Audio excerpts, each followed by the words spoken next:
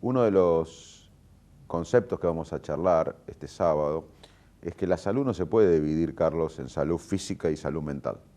Y acá estuvimos hablando mucho y bien de la salud física, de las infecciones, de las vacunas, pero se habló muy poco de la salud mental. Y lamentablemente, uno de los efectos de la pandemia es el aumento de casos de angustia, de insomnio, de ansiedad, de miedos, sobre todo en 5 grupos: en los chicos, porque a los chicos los agarra modulando las emociones; en las mujeres, porque lamentablemente aumentó el trabajo inequitativo, doméstico, hay más violencia doméstica física y verbal. Nosotros también estamos afectados, los que trabajamos en el sistema de salud, los camilleros, los médicos, los enfermeros.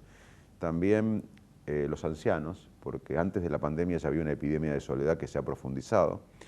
Y lamentablemente los más vulnerables, los más pobres. Así que si bien todos estamos viviendo un impacto negativo en la salud mental de la pandemia, estos 5 grupos son los más afectados. Te tocó, y hablaste de la pandemia, te tocó meterte en política en la pandemia. ¿Qué significa eso para vos? Y excelente punto, Carlos, te agradezco. Cuando empezó la pandemia, como médico, como investigador, me di cuenta, como seguramente muchos expertos en salud y en ciencia se dieron cuenta, que la pandemia es un evento que históricamente cambió la mentalidad de la época. Las pandemias nos cambian. Podemos salir mejores o peores, depende de nosotros. Y ahí sentí que en un país empobrecido, desigual, porque no podemos echar la culpa de la pandemia a la desigualdad en la Argentina, a la pobreza, a la falta de rumbo, a la corrupción sistémica, pero en un país que involuciona desde hace décadas y que en donde nadie puede tirar la primera piedra, como es Argentina, si uno ve las variables educativas, sociales de pobreza, económicas, Argentina involuciona, es uno de los pocos países que involuciona desde hace décadas sin guerra. Si uno es consciente de esta decadencia, más la pandemia, uno siente que tiene que involucrarse. Así que yo siento que todos los argentinos tenemos que involucrarnos, cada uno desde el lugar que lo crea conveniente, pero es un momento de involucrarnos todos. Así que gracias por esta pregunta. La pandemia fue algo clave en mi decisión de involucrarme, porque creo que todos tenemos que involucrarnos. Yo soy un ciudadano comprometido, no me siento un político, me siento un ciudadano comprometido. Hablaste ahí de la involución, y en realidad en algunas charlas tuyas vos hablás que en realidad el mundo sigue evolucionando. ¿Y cómo explicás eso de la Argentina?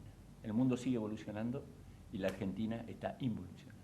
Bueno, es cierto. Te doy datos para que vean la audiencia que no es una opinión personal, son datos. En la década del 60 Argentina tenía el mejor sistema educativo de América Latina.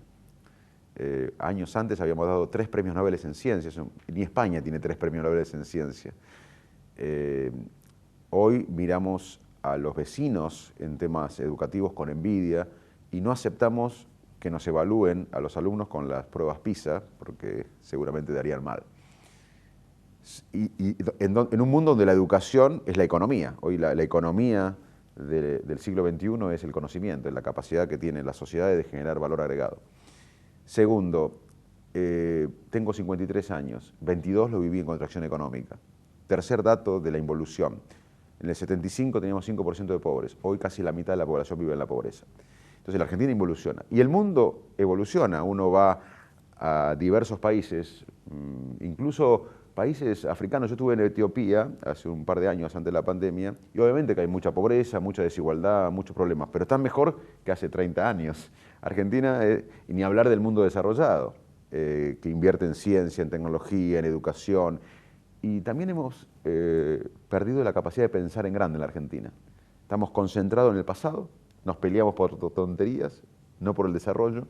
Si la energía que ponemos en pensar sobre el pasado y sobre la grieta, la ponemos en pensar en grande, en los temas del mundo actual, del futuro, Argentina tiene un potencial enorme. Por eso para mí hay que cambiar la mentalidad de este país. La mentalidad argentina está absorbida por una grieta que nos empobrece, nos embrutece, que no nos permite pensar en grande, pensar en serio, y también por discutir el pasado. Estamos enfrascados en el pasado. Es importante el pasado, pero también pongamos energía en el futuro.